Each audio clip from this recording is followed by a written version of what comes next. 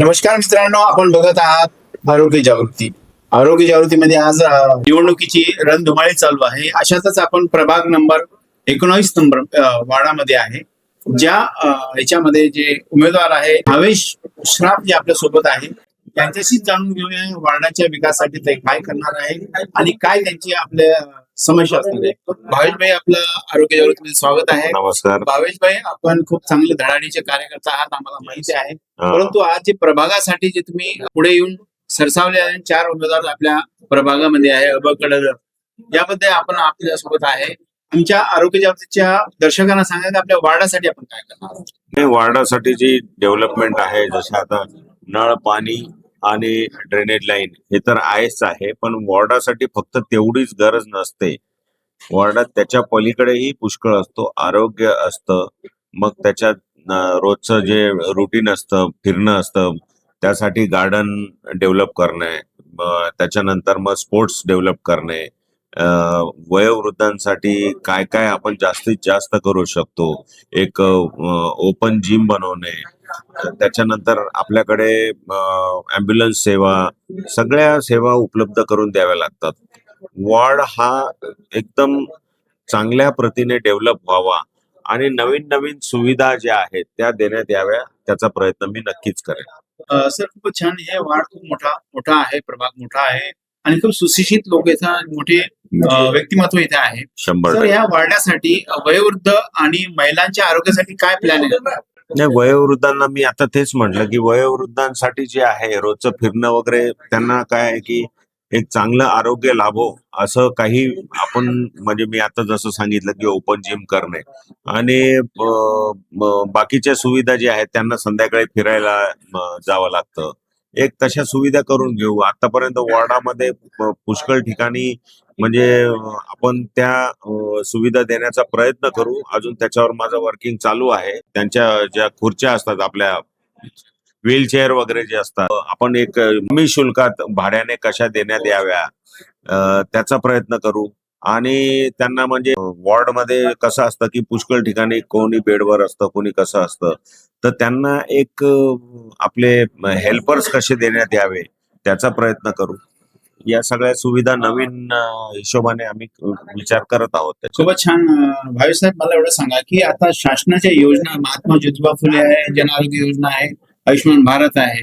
कारण आपण माननीय मुख्य पंतप्रधानांसोबत बरेच वेळेस भेट झालेली आहे आपण. Yes, याबद्दल काय आपण प्रयत्न करतो? नाही, प्रयत्न काय करायचे, ज्या सुविधा चालू आहेत त्या लोकांपर्यंत पोहोचाव्या, जनजागृती करावी आणि त्यांच्यापर्यंत पोहोचवाव्यात.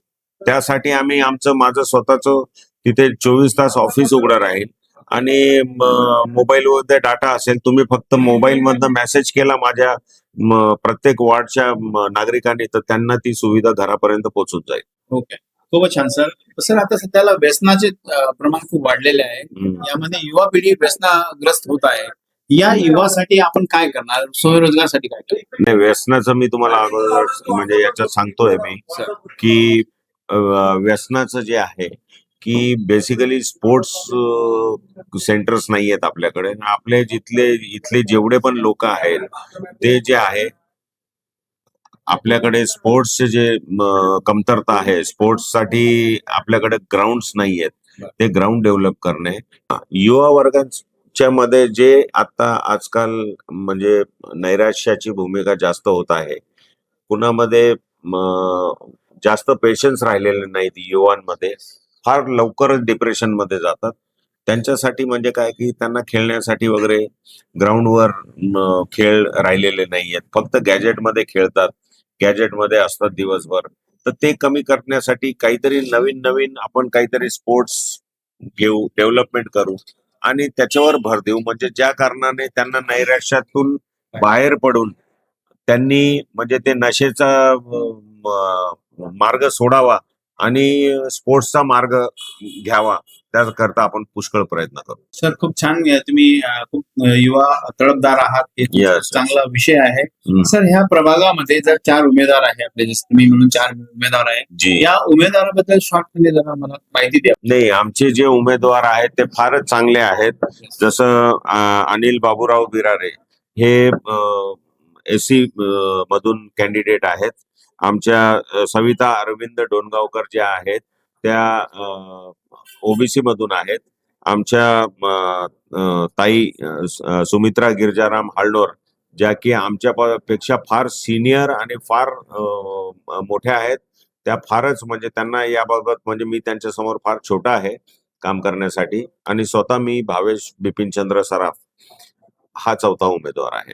सर खूप चांगला तुमच्या प्रभागामध्ये खूप चांगली व्यवस्था आहे. तुम्ही युवा पिढी म्हणून काय संदेश देणार जनतेला? नाही, युवा पिढी म्हणून फक्त एवढा संदेश देईल की जास्तीत जास्त प्रमाणाने युवा पिढीने वोटिंग करावे, जास्तीत जास्त बाहेर यावं आणि वोटिंग करावी, एवढा संदेश देईल मी त्यांना. खूप खूप धन्यवाद सर. खूप चांगलं आपण मार्गदर्शन केलेलं आमच्या दर्शकांना एकदा सांगू इच्छिते का सुशिक्षित आणि स्वच्छ अशी प्रतिमेचे हे उमेदवार आहेत.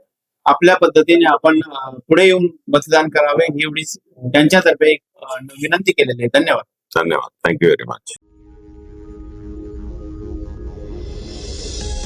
आरोग्य जागृति। कैंसर के सामने जहां हर पल महत्वपूर्ण होता है, वहां एक ऐसी जगह है जो सहानुभूति, समर्थन और संवेदना प्रदान करती है।